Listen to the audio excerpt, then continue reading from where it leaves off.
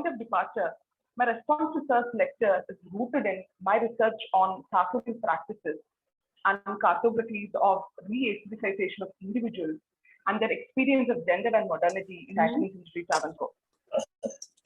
It is also, as I was saying, it is also inflected by my readings of existing literature, the social sciences and feminist historiographers who attempted to theorize Kerala's many negotiations with Renaissance and social reform.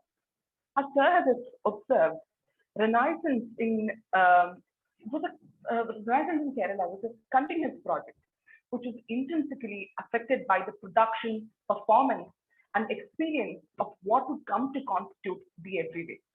While this peculiar idiom of reinvention of subjects, predicated through projects of reform, sought to deterritorialize bodies from the constraints of caste, labor, of Javi Dharmam, it in turn re-territorialized individuals in a rigid, heterosexual, neo-patriarchal conjugal economy. The social democratic fabric that informed this reformation was unfortunately entrenched in new hierarchies of gender, prefaced by the delineation of social domains into sex-segregated public-private dichotomies. This delineation of public-private sociality fundamentally implicated the reconstitution of the family.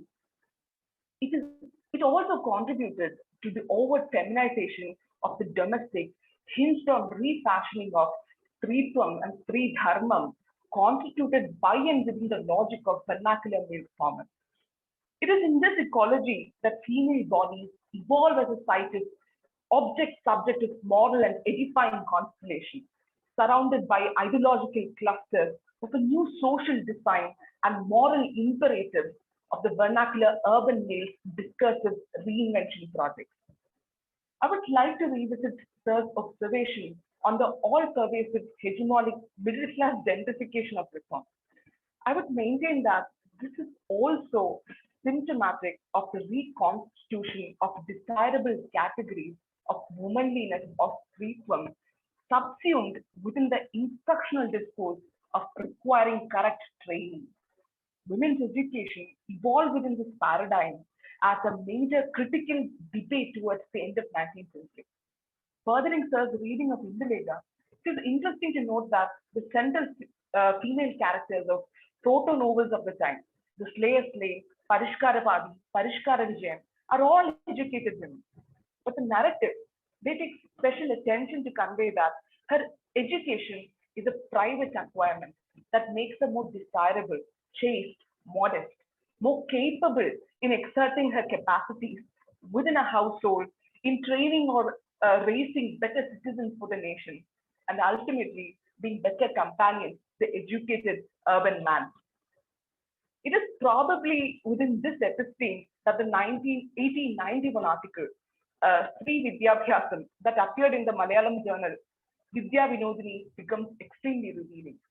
While addressing the anxieties of the time regarding women's education, it also establishes the assertion that education will by no means diminish womanliness. In fact, it will aid in the creation of a new economy, an educated, sartorially moral woman who is not only capable of modest and civilized self-fashioning, she will also be responsible for the production of ethically bound middle-class households managed with piety.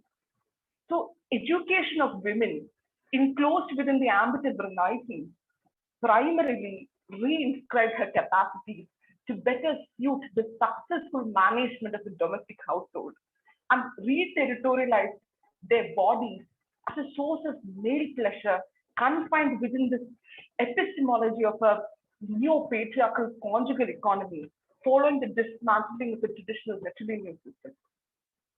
The projects of socio-sartorial reformation often relegated women's bodies as perpetual tense sites of disjunction.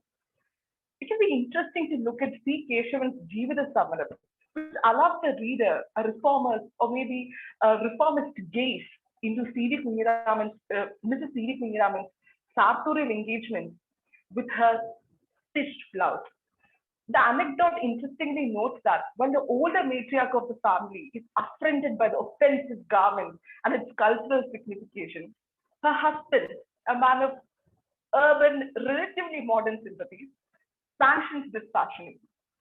Similarly, A.P. Udayabhanu makes it known that Lady Mandapa Krishnan Nair, wife to the Diwan of then Travancore, often changed her urban sari and blouse and reverted back to wearing munda and male munda during her visits to her Saravada. These are some of the accounts of women caught between desire for the new, the fear of the moralizing old, and the need to satisfy the urban reform they speak of their spouse. So modern Malayali women's sartorial and social order, for the researcher in me, revealed a crucial fabric of compromise. These fissures in the neatly laid foundation of democratized reconstitution of the Jadi order. It interrogates the politics and labor of enlightenment, the agents, objects, and subjects of this Gramscian passive revolution, and the very fractured nature of the legacy of Reformation. Valorized and often nostalgic recollections of rigorous scientific intervention and coercive, forceful events of progress fundamentally obscure the asymmetrical interaction of power and social sanctions. For instance, uh, in modern, quote unquote, modern Kerala, while urban men adorning shirts and their sartorial representations of incrementally urbanizing economy evaded from the policing authority of moral chastisement, women, on the other hand, were penalized for taking similar liberties. Articles very interestingly titled Abharana Bhramam, സ്ത്രീകളുടെ സൗന്ദര്യഭ്രമം and Anugarana Bhramam that appeared in popular Malayalam magazines were instructional in tone, addressing the need to check modern women's material indulgence.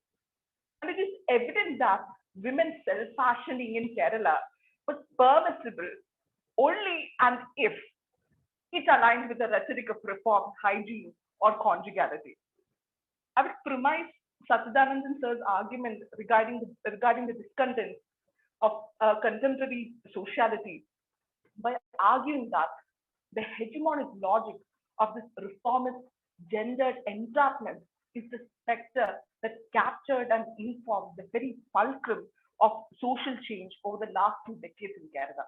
This heteropatriarchal privileging is evident in Malayali public's concerns and ensuing practices around women's right to employment, political and constitutional representation, birth control, and artificial contraception, to name a few. I would conclude with this. Decades ago, in an event of a different temple entry proclamation in Travancore, three dharma of the time dictated that women not only support the movement, but actively ensure that the purposes of the said proclamation were also carried out. But in 2019, it is imagined that only an activist feminist could potentially harbor such malaki, sentiments of Adar and Lankana.